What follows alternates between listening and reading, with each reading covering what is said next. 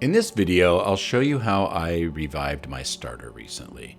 Her name is Laverne, and she was in the refrigerator for 6 weeks. She's a 80% hydration starter, which is a little different than a lot of people do. They do 100%.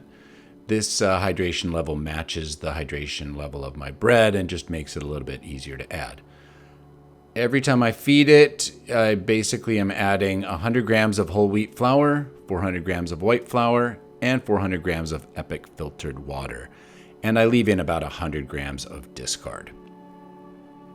I missed getting video from the first 2 days, but I have up to day 11. So we have plenty to look at and talk about.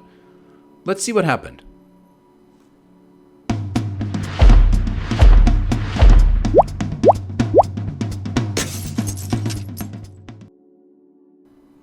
Okay, so we're starting with day 3. And you can see here, it's looking decent. Comes up, I wanted to hit the 2-quart line by about 4, but here 4:30, it's still not there. It just sort of barely makes it to the 2-quart line. And then overnight, we can see it just sort of falls back down, just kind of loses it. What about day 4? That's a little bit warmer today. We're starting at 7:42. It's got some good lift. Gets up to right about 2-quart line at 4:30, but it just doesn't go past there. And I know from experience, it can go past there. So, well, I could maybe bake it with this. I went another day. And this one started 7:42. Looking pretty good. But really end up getting kind of the same performance. Maybe a little bit past. Yeah, a little bit past there. It's bubbling pretty good. And really, I don't think there's anything wrong with this one. I think really I could have used it. I was just really hoping for it to go past there and see what I could get. So day 6, still about 72 degrees. And here you can see 4:30, just past the 2-quart line. Kind of the same performance as the day before. So it's kind of stable, but I was expecting to see more bubbles, and I just really want it to be stronger. Next day was looking really pretty good. It started just bursting up there, and so at like 2:45 it was already there, so I went ahead and used some to bake with.